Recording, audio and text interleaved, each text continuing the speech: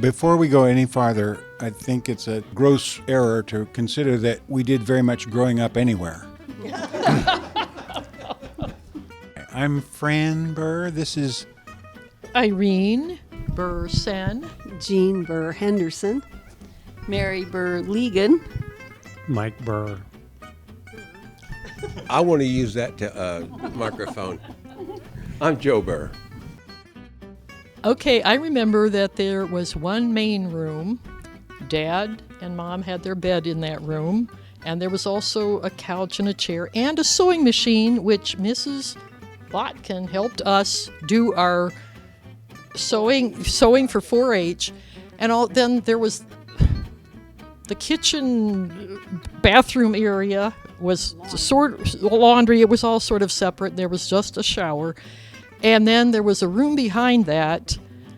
That was our bedroom. It had a concrete floor, I'm pretty sure. Do you remember that we used to have a double bed and we would play?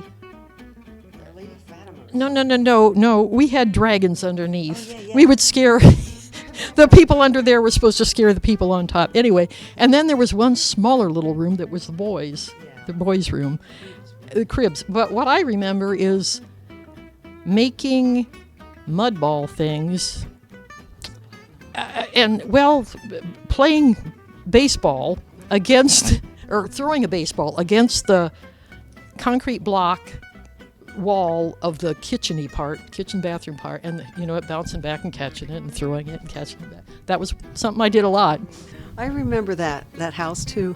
I remember one time a car slid down the alley and crashed into that room where Irene and I were sleeping, and Irene just kept sleeping through the whole thing. She didn't even notice that it hit the oil tank. Yeah, that banged it. Anyway, and that was kind of traumatic to me. I remember that, and the fact that Irene could just sleep through it. And I thought, oh man, I wish I was Irene. But and I also remember Mom making pie dough and giving us little things of pie dough to play with, and we would throw those against the kitchen door to see who could get it the flattest to stick on that. Irene, you remember when you were talking to Tony about some of his memories that happened to you? Right. Well, Jean, that memory that you had of the car running into Irene's bed happened to me. That's why Irene slept through it. Yeah. Oh, we did it. Well, I remember the incident, but I thought it was my bed that got knocked back from the wall, and I never woke up from it. Maybe that's why I am the way I am. Actually, I don't think it's the little house.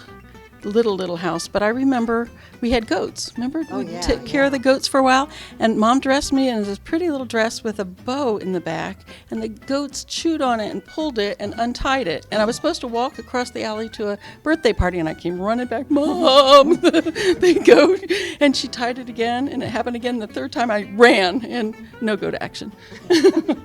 Something I remember about our first house, I don't remember living in it actually, but it was behind the house that I do remember living in, and there were stacks and stacks of National Geographic magazines in it. And also, you were talking about parenting.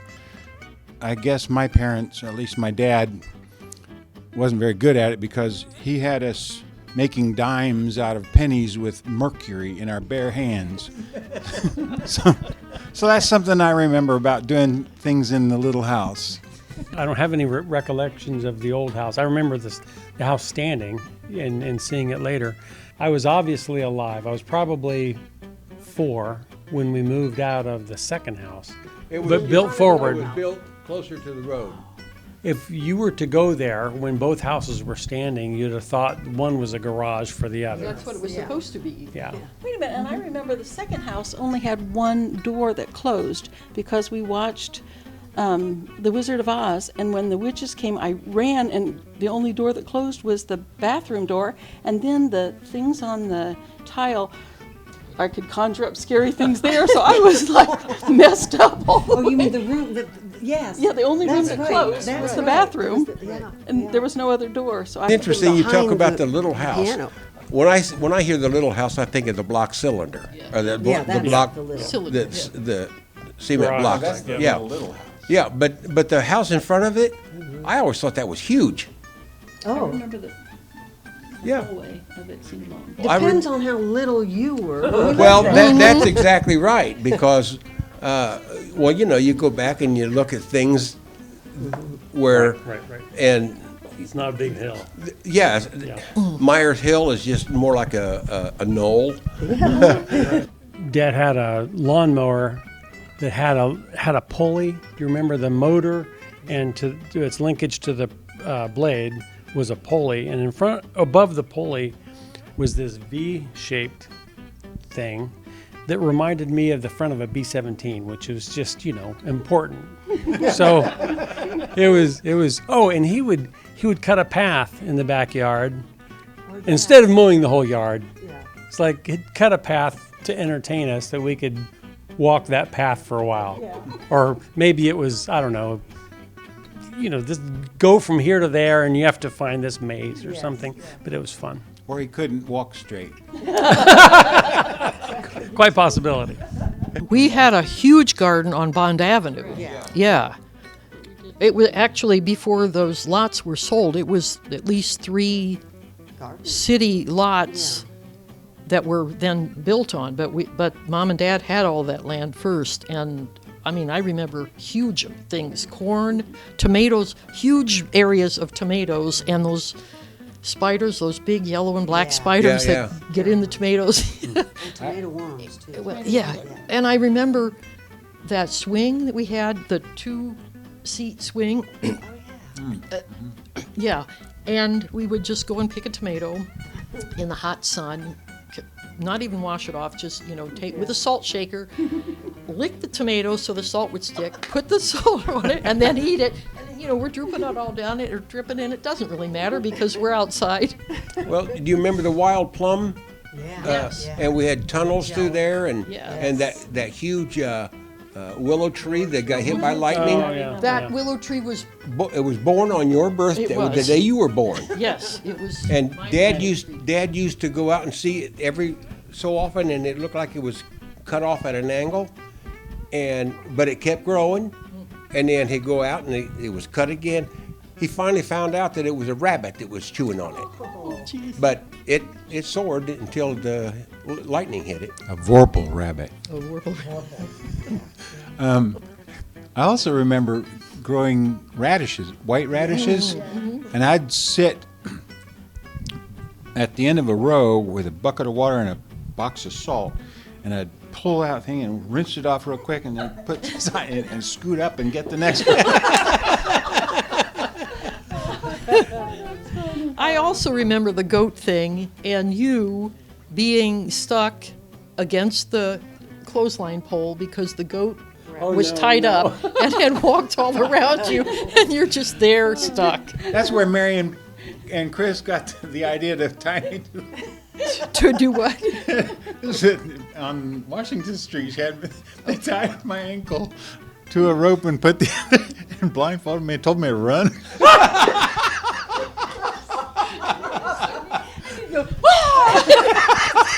And it came back to bite me because when the park across our street made new paths, they didn't get all the stubble, and Paul and I would be walking along, and I'd boom. I thought, well, it comes around. The other thing I remember Trusting soul. about the goats, the man who they weren't our goats. They belonged to John Sclavanis, John the Goat Man. He lived a few blocks away, and he would bring these goats. And one day he told us, "Go in the house and get a mayonnaise jar." And so I guess everybody in the world had mayonnaise jars. So we went in and we got one, and we brought it out, and he milked the goat. And then he let us have a drink. And I was telling my husband about this the other day. He said, "What did it taste like?" I said it was frothy, and it was warm, and it was sort of sweet tasting, as I recall it. And in my adult years, I've had goat milk, and I thought, this is nothing like John Sclavanis' goat milk. It was far better when we were little. That's my memory of it. Well, I remember Chris talking about her memories of the goat lady, where Mom would take the goats and she thought, oh, that was so sweet that she didn't know that they were taking them to be slaughtered. Several things I remember about that house was the sink had a washboard kind of a thing that we used to rub our butts raw on, sliding up and down it, because that's where we took our bath, in that sink. And on the east wall was a row of blocks, glass blocks.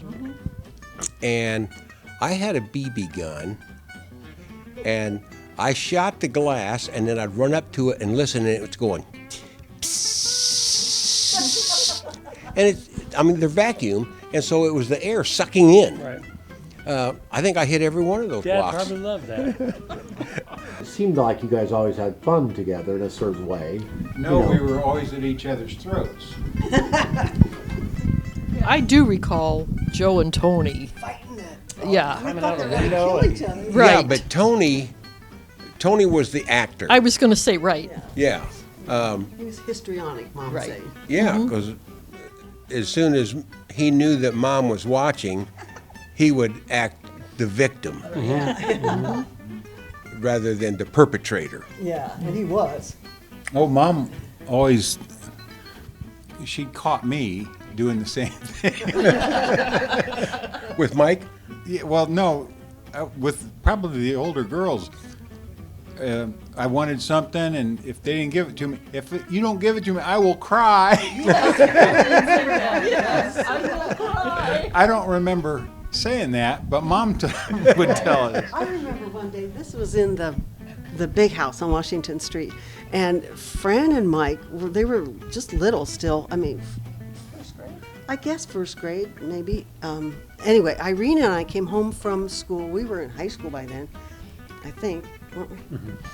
Anyway, we came home from school, and we could hear this giggling and laughing and carrying on upstairs in the bathroom. We could hear it, and we went upstairs, and there's these bubbles coming out from under the door of the bathroom, and we open the door, and it's bubbles everywhere, and there's Fran and Mike in the tub, and they're just having the best time.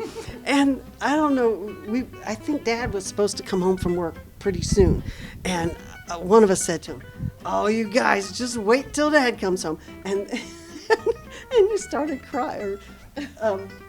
Fran started crying, and Mike said, "I'm not going to cry yet, Fran. Dad's not here yet."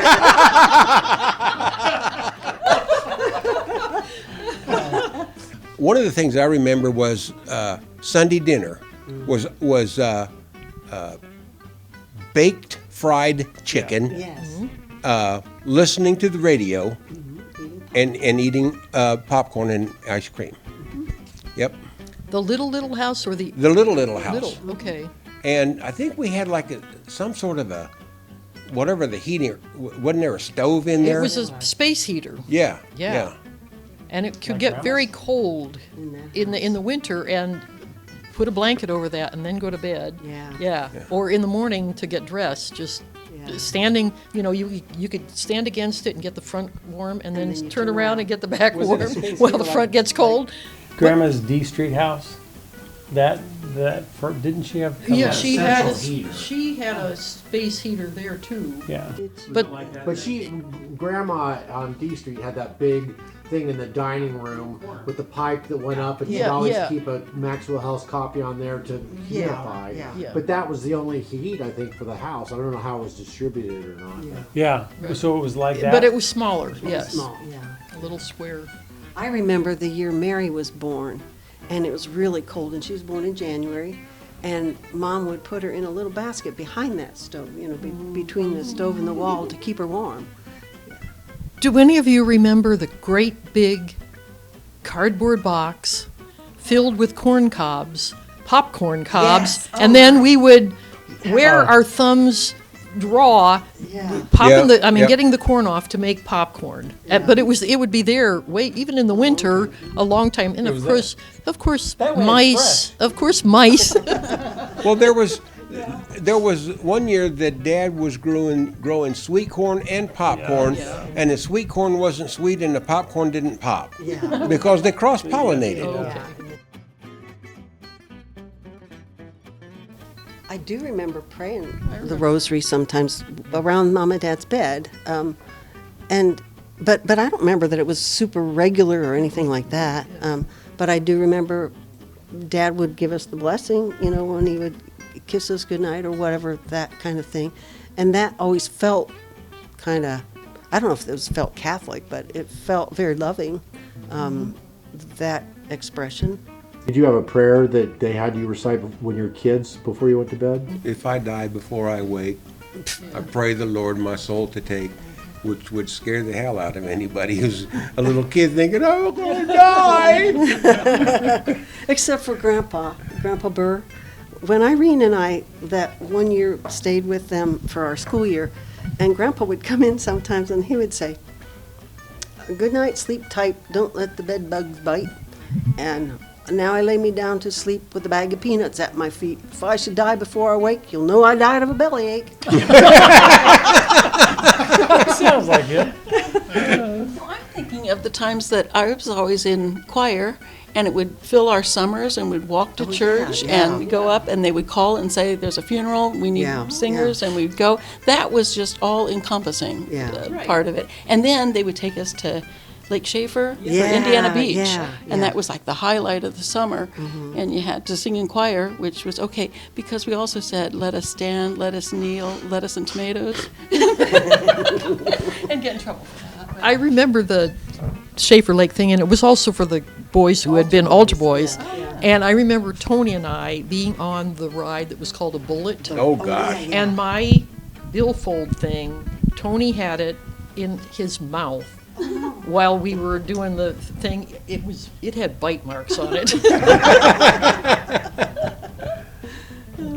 I must have missed out on that. I've never been to Schaefer Lake for fun in my life. I mean, I've been by there, but because I missed out, although I did serve at funerals and such like that, and I never sang in the choir until much, much later. So I missed out on all that. Yeah, sorry.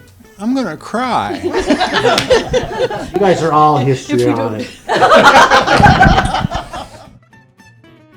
1962. I remember it well. That was the year I went from kindergarten to first grade.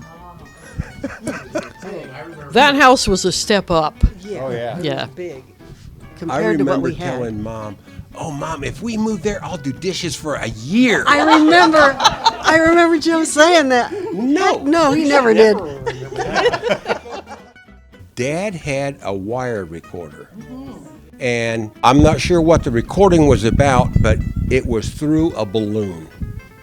He had the microphone on one side of the balloon, and I don't know if he was singing or talking or whatever, but It was a remarkably fine wire, and it moved very quickly. It's like a reel-to-reel situation. And I've listened to all the recordings that I have, and I have quite a few of Dad, and I can imagine him making that sound effect. I mean, because it would sound odd, and he was entertained by all those things.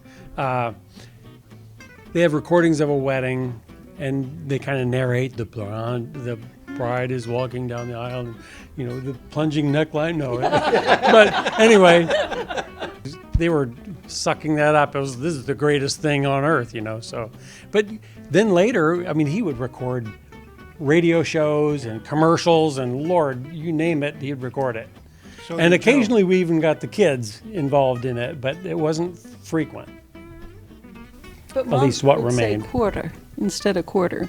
She still sounded very much like she was from Philadelphia. Quarter and water in those recordings. I remember something Tony said about Mom is that her special talent was that she could make each one of us feel like we were her special. Yeah. I think what happened, she was very good at making babies. And she'd get bored with one and want to make another special one. Yeah, well, Mom and Dad both had their own story. One was that Dad says that it's Mom's fault that she had so many kids and not because we're a good Catholic family, but because she was so serious-minded that she took everything seriously, that he just poked at her in fun. But Mom said, no, it's Dad's fault because he knows that I'm hard of hearing. And we'll be laying there in bed and he'll say, honey, do you want to go to sleep or what? And I'll say, what? That was Mom's sense of humor. Did your dad have a sense of humor? Oh, no. And did he have a sense of humor and artistic bent? Okay, Jim Kelly gave me a letter, though, that he wrote home when he was in the Army before he went over to England during the war. And it showed his sense of humor. We'll read it later. I would also say Mom was very, very smart.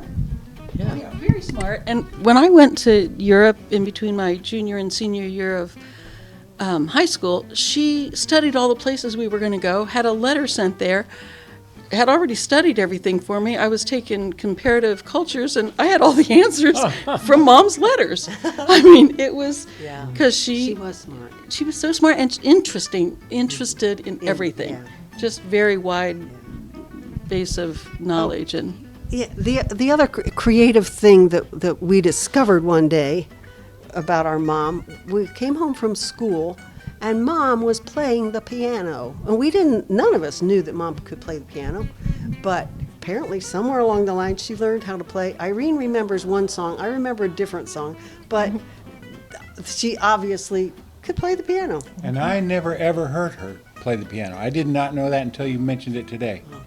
I would also say she made bread, and it was delicious. I mean, all of us wanted the crust, but she would also keep one loaf's worth separate and make cinnamon raisin rolls. And I also remember her making pizza way before pizza was a thing, and actually doing the flipping the dough up in the air to make it, and then putting whatever topping on it, which She also made soap. And she didn't make it so much to use to clean things, but for us to carve. She'd make a big, like a tray of it, and cut it into blocks, and we'd carve animals. And I remember carving a foot out of soap. Can I just say one thing that had nothing to do with that, except that we were at Grandma and Grandpa's? However, I don't even know how long we were there. Were we there a whole year? Okay, anyway, and during that time, right after Christmas, I had to have my naval hernia. I had to have surgery. And I can remember, those of you who remember the house on McClure, the bathroom was up a couple steps. I can remember sitting in there on the toilet, and I was praying, dear God, why does it have to be me? Why can't it be Jean? I was doing the Fran thing. Maybe I taught you, Fran. Gene, you remember we would walk across the schoolyard and sneak into Grandma's kitchen and steal cookies? Yeah. Yeah. What's this mean? That was our secret sneak sign. Do any of you remember the chocolate syrup that Grandpa made and put on ice cream? And we would get a bowl of ice cream that had more chocolate syrup on it than ice cream, and it was so sweet. Ugh. I remember the vitamins we had to take. Vidalin, yeah. And they would come in a box like this with like 24 different compartments in it, and they were just real small, single dose, you know. It probably saved your life. I remember the taste of it, though. Yeah, I do too. I loved it. I think Mom was disappointed in me in that there was a time when I was working in the summer, putting in sewer, and I was digging the trench, and she wanted me to go to Purdue, and I didn't want anything to do with education after high school. And I think I probably said the wrong thing, because I said, well, the world needs ditch diggers. Well, because she said, well, you're just going to be a ditch digger all your life? And I said, the world needs ditch diggers. And I think that is part of the reason that my career is what it is as an engineer. maybe to appease Mom, or what she said put an idea in my head, because I always was curious about how things worked. And she said something about one Christmas or birthday, whatever, I got a toy boat, and it was red on the bottom and black on the top. I was mad because I couldn't take it apart to see how it worked. And yeah, so I ended up taking Dad's lawnmower apart and not knowing how to put it back together. But that's a different story. Piano we took apart. The piano? What did I do to the piano? No, it was You all of didn't. us. We did. What? We took the piano apart. Yes, and remember we put staples on the hammers, and it would sound like a. Yeah. Well, the No, only, a the only dime thing I got remember. dropped between the keys. Don't you remember? Maybe you don't. Maybe he might not have been there. But I mean, we had to retrieve this dime that got lost. In It went between down the keys. between the couple keys. Hence.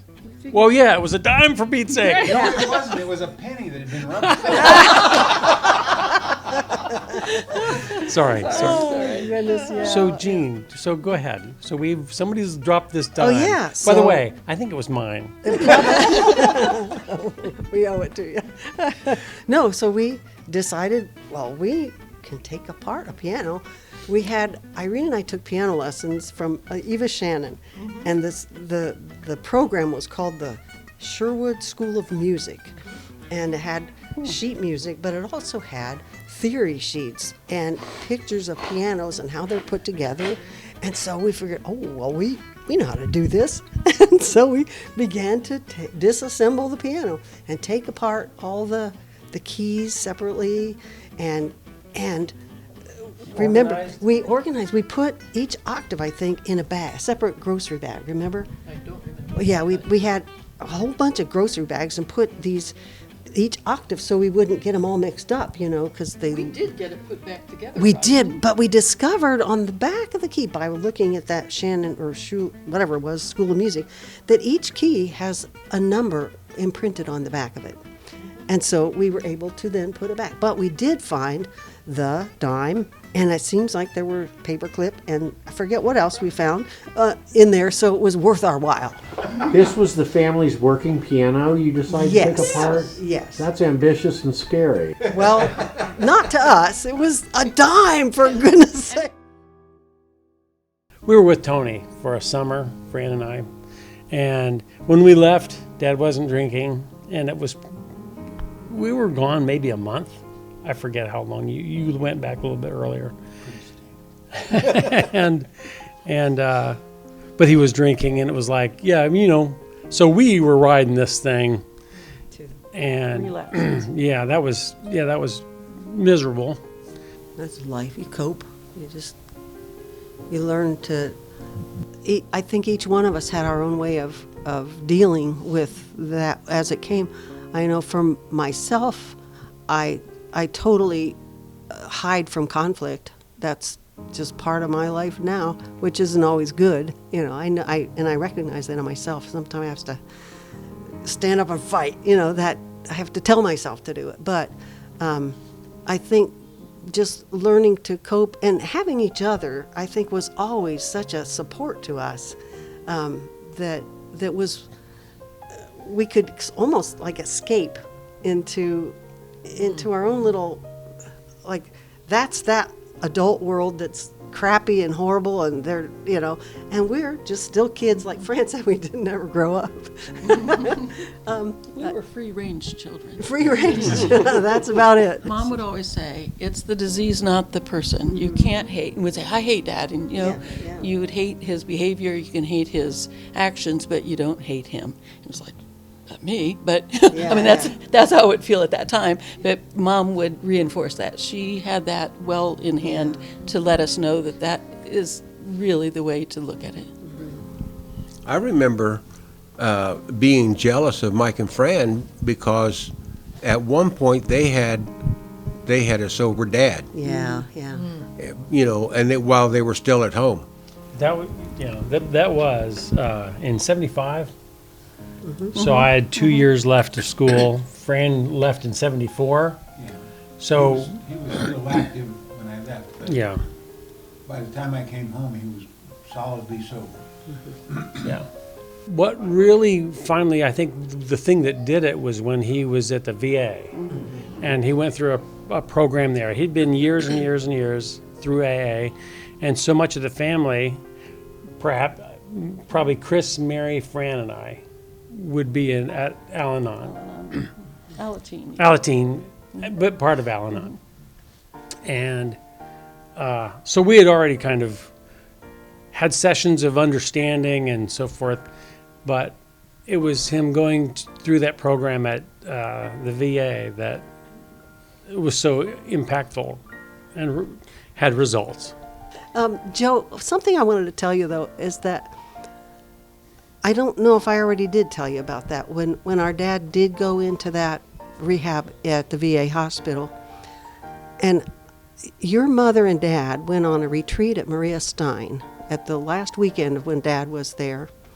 And at that Mass, the final Mass of that retreat, and your mom told me about this later, they had people pray, the prayers of the intentions or whatever, and it was on your mom's heart to ask for forgiveness or to forgive. When they say, if you have anything to forgive, and she spoke up and forgave my dad for he was a crappy brother to her growing up. He was very critical and, like a mean big brother, I think. And at least that's how she perceived it a lot. And he probably was. But anyway, but she forgave him in that time.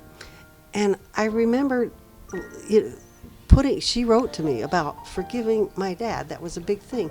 And then that very same weekend, I get a letter from Dad saying, he's graduated with an MS, a Master of Sobriety. And I remember thinking, I wonder if those are connected, the forgiveness and the freedom from that horrible, maybe I don't know why he drank, maybe because he knew he was a rotten brother. Who knows? But I just always remember, okay, forgive people because it might help them somehow. I've thought about this a lot, and I think none of us would be who we are now had we not had that experience. And I look back and I see the goodness of that, because we would not have had the support of the extended family in the same way if we didn't need it. And we did always have it. Grandma and Grandpa, your mom and Dad, whatever, probably especially for you and me, Jean, right? And Aunt Celia, especially for us when we were little. And there was a benefit of that, how there was a glue in our family that was a very healing thing, I think, for all of us. I shouldn't speak for other people, but I know it was for me, that I can recognize it as gift. I concur. Okay, thanks. Were you all consider yourself, close with Dad? By then, I was. Yeah. He had been sober 10 years. Yeah. And that 10 years, there was a lot of growth and a lot of forgiveness. Yeah. And in the August before that, we celebrated Mom and Dad's 40th anniversary. Yeah. And there was a dinner at Tipton at the Sisters, and that was just immediate family and Mom and Dad's in-laws. Or siblings and whatever. And then a big thing at McCarthy Hall the next day. And I remember... So that was August. It was in August, right. I remember sitting on the couch with Dad the next day at the end of all of this stuff. And I just said to Dad, things weren't always right with us, but that was then and this is now. And they're good now. And I was so glad later. When he died, it was like, thank you, God, that I got, that I said that. Yeah. Aneurysm? Yeah. Right. He had just gone in. Chris took him to the hospital. He had stomach pains, and they found perforated appendix. And so they opened him up, and they took care of that. And while they were in there, they found cancer on the cecum. And took care of that, excised it. He was due to go home that weekend, and Christmas morning, he woke up. He was joking with the nurses, and when they came back in, he was dead. It was an aneurysm that, or is it an aneurysm or an embolism that a blood clot that It goes was to a blood clot, right? I think. blood clot that goes to the brain. No, there was a time when I do remember Mom having a very serious talk with all of us right after Dad died. Right. And that was, I think, a really important time in Mom's life, and ours too, probably, talking to us about alcoholism and about the effects that it has on families. And she told us about whoever that guy was, John Bradshaw, that was his forte. He wrote books or something about families and systems and all that. And that was very helpful to me because I followed through. I read those things and I listened to his talks and stuff to understand more about what happens in families when there is alcoholism or any other kind of problem with a family member. And that was quite helpful, and I was very grateful to Mom for doing that, and that was a time when she had just recently gotten her what do you call certification as a family counselor. And that, I always admired that about Mom. She had never been to college or anything like that, but she wanted to help people and wanted to help families and understood the suffering of alcoholism in a family, and she went ahead and got educated about it so that she could help other people too. I think it was possibly the next summer because Dad died in December on Christmas. It was the next summer that we happened to all be together in Marion, and we ended up going to an AA meeting, an open AA meeting, and it's Alcoholics Anonymous, and none of us was anonymous because everybody knew we were Herman Gerry's kids. There was nothing anonymous about us, but that was a good experience as well. I do remember the conversation that she and I had months before she died, when I think she gave each one of us an opportunity to spend some time with her alone and talk about things, because obviously she didn't want things left unsaid that needed to be said. But one of the things that she said to me was, "Joe, I'm sorry I broke you." I said, "Mom, I'm not broke." She said, "Well, you're badly bent."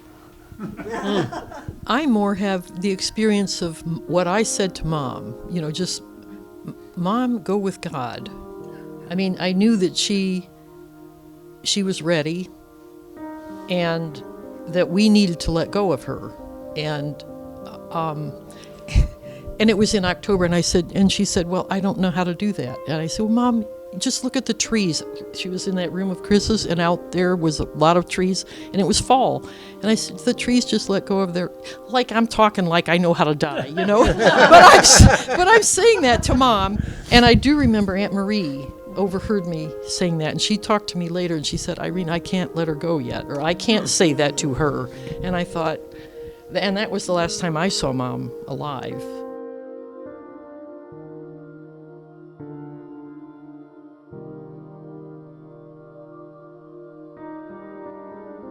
Chris would have had a lot of stories because Chris was our memory. Well, she totally was mine. If I would say, "Did I go to a school with a girl named so-and-so?" Yes, and her sister was in my class and her brother was in Fran's and their dad lived on, she had such a good memory.